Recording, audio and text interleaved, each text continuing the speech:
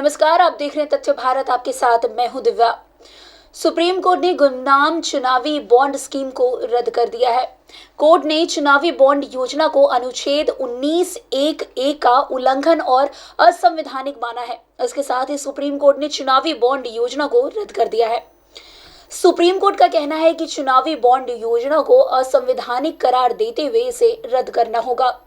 Supreme court ने आदेश दिया कि बैंक तत्काल चुनावी बॉन्ड जारी करना बंद कर दे। सुप्रीम कोर्ट का आदेश है कि एसबीआई राजनीतिक दलों द्वारा लिए गए चुनावी बॉन्ड का ब्यौरा पेश करेगा। सुप्रीम कोर्ट का कहना है कि एसबीआई भारत के चुनाव आयोग को वितरण प्रस्तुत करेगा और ईसीआई इन वितरणों को वेबसाइट पर प्रकाशित करेगा।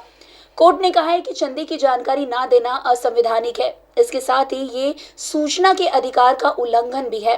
सुप्रीम कोर्ट ने कहा कि वोटर्स को ये जानने का हक है कि पार्टियों को किसने चंदा दिया है। केंद्र सरकार की चुनावी बॉन्ड योजना की कानूनी वैधता को चुनौती देने वाली याचिकाओं पर सीजीआई डीवाई चंद्रचूड़ का कहना है कि दो अलग अलग फैसले हैं। एक उनके द्वारा लिखा गया है और दूसरा न्यायमूर्ति संजीव खन्ना द्वारा, और दोनों फैसले सर्वसम्मति से है। सुप्रीम कोर्ट का कहना है कि चुनावी बॉन्ड के माध्यम से कॉरपोरेट योगदानकर्ताओं के बारे में जानकारी का खुलासा किया जाना चाहिए, क्योंकि कंपनियों द्वारा दान पूरी तरह से बदले के उद्देश्य से है। सुप्रीम कोर्ट का यह भी मानना है कि गुमनाम चुनावी बॉन्ड योजना अनुच्छेद 19(1)(a) के तहत सूचना के अधिकार का उल्लंघन है। इस पूरे मामले पर वकील प्रशांत भूषण का कहना है कि सुप्रीम कोर्ट ने चुनावी बॉन्ड योजना को रद्द कर दिया और इसे लागू करने के लिए किए गए सभी प्रावधानों को रद्द कर दिया गया है। उनका मानना है कि ये नागरिकों के मौलिक अधिकार का उल्लंघन करता है। उन्होंने कंपनियों द्वारा राजनीतिक दलों को दिए जा रहे असीमित योगदान को भी खत्म कर दिया है। सुप्रीम कोर्ट ने स्टेट बैंक ऑफ इंडिया यानी कि एसबीआई को आदेश दिया है कि बैंक अदालत को इलेक्टोरल बॉन्ड के बारे में जानकारी दे।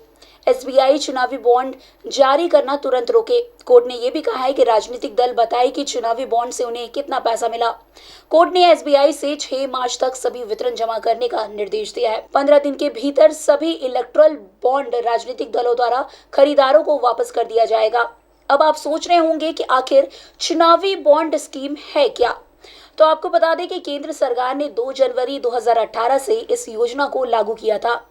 इस योजना के तहत भारत का कोई भी नागरिक स्टेट बैंक ऑफ इंडिया के ब्रांच से इसे खरीद सकता था। इसके साथ ही कोई भी व्यक्ति अकेले या अन्य व्यक्तियों के साथ संयुक्त रूप से चुनावी बॉन्ड खरीद सकता है।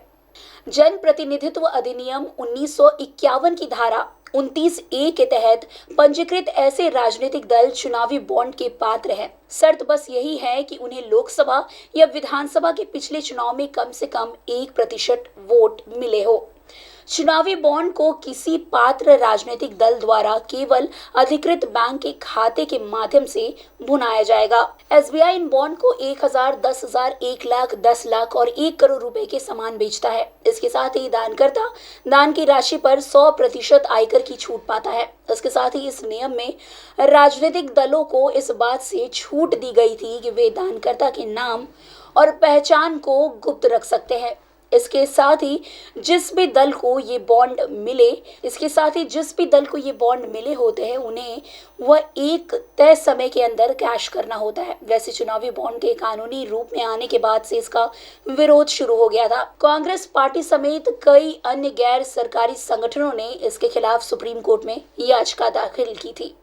फिलहाल इस खबर में इतना है। अन्य खबरों के लिए हमारे साथ ऐसे ही बने रहे और देखते रहे तथ्य भारत। धन्यवाद।